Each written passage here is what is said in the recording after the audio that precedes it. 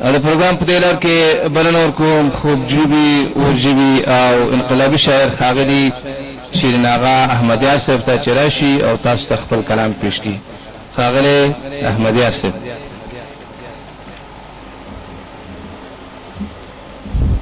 أعوذ بالله من الشيطان الرجيم. بسم الله الرحمن الرحيم. ځوانانو موږ لا په وخت کې ابتکار پکار دی.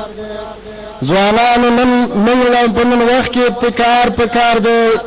آزاد خاور آزاد ژوند د خپل اختیار پکار دی. باید نفاق له ملک ټوله ورته ور واچو. باید نفاق له ملک ټوله ورته ور واچو. موږ ته وحدت او اخوت باندې اقرار پکار دی. راځئ د زړه تل نه کینې او ګنګوسې وباسو. راځئ د زړه تل نه کینې او ګنګوسې وباسو. لاسونه ورکاندو او موټی شو تلوار پکار دی. او دا ځان ځاني غیر لقبونه کړو د خاورو لاندې. دا ځان ځاني غیر لقبونه کړو د خاورو لاندې. دې ماتو ګډو بدبختیو تلوار پکار دی. د اختلاف خاوندان کړو واړه یو په ګوته. د اختلاف خاوندان کړو واړه یو په ګوته. دغه تور مخو ته نمغوره د غدار پکار دی. او ترڅو به نه پیژنه دوست او دښمن خپل منځو کې. ترڅو به نه پیژنه دوست او دښمن خپل انګړ کې. د غفلت شپو ته ملګرو روم سهار پکار دی. او ډېر لرې نه دي زموږ صفو کې دي اسلام پر بڼه. ډېر لرې نه دي زموږ صفو کې د اسلام پر بڼه. دغه شرخوښو شرمدازو لره دار پکار دی. او هغه اوږدو ګیرو کې پټ شیطانان نن ښکاره شو. هغه اوږدو ګیرو کې پټ شیطانان نن ښکاره شو. تاسې خو ولید خاینانو په سخت نار پکار دی. او چې مجاهد تروریست نوموو لوی جهان ته. چې مجاهد تروریست نوموو لوی جهان ته. ترې پرده پورته کړه اعلی د دوی اظهار پکار دی. چا د یورپ چا واشنګټن نه کړلو سر راپورته. چا د یورپ چا واشنګټن نه کړلو سر راپورته. نه د مسلم نه د افغان ترې نن کار پکار دی. او د نړۍ ټول دښمنان یو شو ستانې خان ختموي. د نړۍ ټول دښمنان یو شو ستانې خان ختموي. مسلم ویښه لوی عذاب دی نجات لار پکار ده. او خبرې ډېرې سر یو چې څوک حقدار نه مني. خبرې ډېرې سر یو چې څوک حقدار نه مني. دې غلیمانو لره توره د عمر او حکمتیار پکار دی. او ای احمدیاره چې څوک نن ورځ یو کېدل نه غواړي. ای احمدیاره چې څوک نن ورځ یو کېدل نه غواړي. دا د اغیار وده کې بند مار ته پټیار پکار دی. دا مشاعرې په دې لار کې بلنه ورکوم خوږ ژبي ځوان او تان شاعر ښاغلي عبدالمالک ستانکزي صاحب ده چې راشي او خپل شعر ووایي.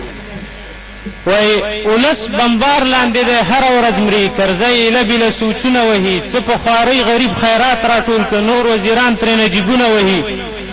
او وکیلان هم د پارلمان په منځ کې قرار ویده دي او خوبونه وهي. دی هم لږ شوخ دی چې جلکۍ وویني نو بې اختیاره سترګکونه وهي.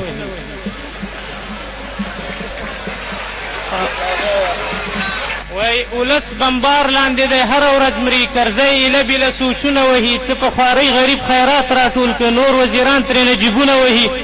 وکیلان هم د پارلمان په منځ کې قرار ویده وي او خوبونه وهي. دی هم لږ شوخ دی چې جلفې ویني نو بې اختیاره سترګکونه وهي. او که ته حاکم یې په رښتیا نو بیا خو دا د ملي جبهې واکمن کته کړه. دا الوتکې او چورلکې پردی له فضاګانو د وطن کته کړه. د ټولو خلکو نظر تا پسې دی. ستا ځان ته پام نه ده لمن کته کړه. شخه لومبې او تورو اسکټو اغونده دا قرقولي او دا چپن کته کړه. او مونږ درته ډېر وویل یرغل مه کوه. مونږ درته ډېر وویل یرغل مه کوه. یرغل دې وکړه دا دې ښه ونه کړل. اوس یې ګزار ته د پښتون ټینګه که. امریکا تا زمونږ په خوله ونه کړل.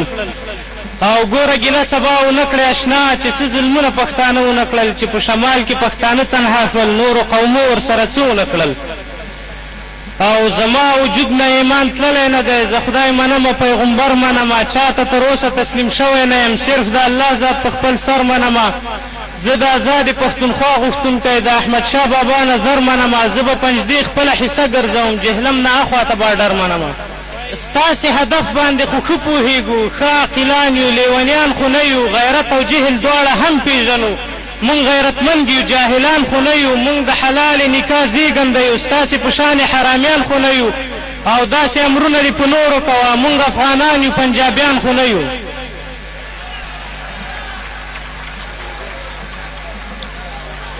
وایي ستاسې هدف باندې خو ښه پوهېږو، ښه عاقلان یو، لیونیان خو نه یو، غیرت او جهل دواړه هم پېژنو، مونږ غیرتمند یو، جاهلان خو نه یو، مونږ د حلال نکاح زیږنده یو، ستاسې په شان حرامیان خو نه یو، داسې امرونه دې په نورو کوه، مونږ افغانان یو، پنجابیان خو نه یو. او ته صلیبي او زه کلک مسلمان، ته صلیبي او زه کلک مسلمان، زما او ستا ترمنځ یاري نه کېږي، مونږ د غرو زیږه شډل خلک یو، زمونږ له لاسه چاپلوسي نه کېږي، بخت د بیدار د نن د وار د اشنا، که نه هر کار په هوښیاري نه کېږي، هر ځای پښتون غریب تر برید لاندې ده، ولې په نورو بمباري نه کېږي.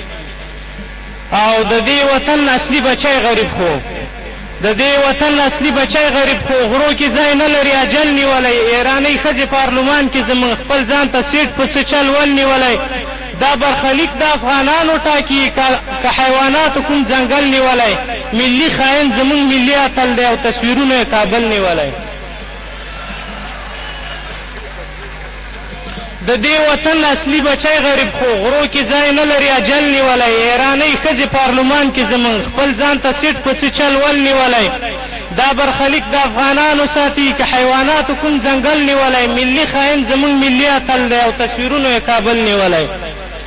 او په ترانو کې خو ښکلا د وطن، په ترانو کې خو ښکلا د وطن، او تاریخونه ګام په ګام یاد شوي، کوي ټینګار په اتحاد د ټولو، پکې ویاړونه وي تمام یاد شوي، خو اوس مهال زمونږ ملي چارو کې د تعصب ټکي مدام یاد شوي، هېڅ معنویت ورته ورپاتې نه دی، ملي سرود کې صرف اقوام یاد شوي.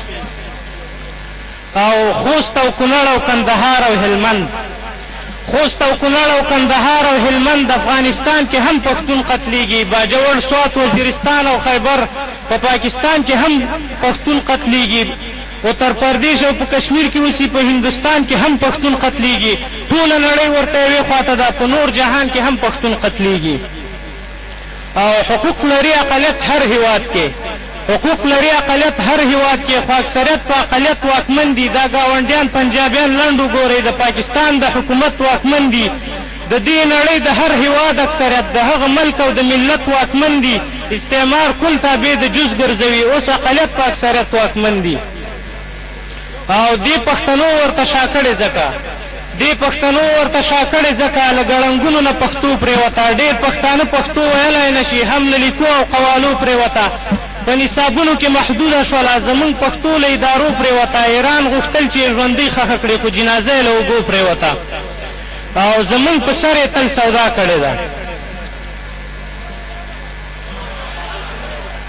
دې پښتنو ورته شا کړې ځکه له ګړنګونو نه پښتو پرېوته، ډېر پښتانه پښتو ویلی نه شي، هم له لیکو او قوالو پرېوته، په نصابونو کې محدوده شوله، زمونږ پښتو له ادارو پرېوته، ایران غوښتل چې ژوندۍ ښخه کړي خو جنازه یې له اوبو پرېوته، زمونږ په سر یې تل سودا کړې ده، زمونږ په سر یې تل سودا کړې ده، د پاکستان نه به خپل غچ اخلو، د دوی لمسونو قتل عام د لیلې، زمونږ په سر یې تل سودا کړې ده، زمونږ په سر یې تل سودا کړې ده، د پاکستان نه به خپل غچ اخلو، د دوی لمسونو قتل عام د لیلې، ازبکستان نه به خپل غچ اخلو، د دې وطن یې تجزیه غوښتله، تاجکستان نه به خپل غچ اخلو، ترکمنستان او چین د خیر یوسي، خو تور ایران نه به خپل غچ اخلو. او تاسې زیارت په هنرمند جوړوئ، تاسې زیارت په هنرمند جوړوئ، مونږ د اتل قبر ودان غواړو چې روح خوشحال شي، د میوند د فاتح جوړ لوی مزار په ایوب خان غواړو، چې افغانۍ کې برکت پیدا شي، پکې تصویر د احمد خان غواړو، دا وطن دلې دې نړۍ بیل کړی، نوم یې مونږ ځکه جاویدان غواړو. او سپینه وینا کړې په سرو سترګو باندې، سپینه وینا کړې په سرو سترګو باندې، جانانه ته هم ستانیزي غوندې، ولې په روغ سر باندې ږدې داغونه، ته خو په خدای سم لیوني غوندې، د حقیقت دروازې مه پرانیزه، بند قلفونو ته کیلي غوندې، یوه سندره شي د زړه آواز شي، د لوګر شوخه موسیقي غوندې.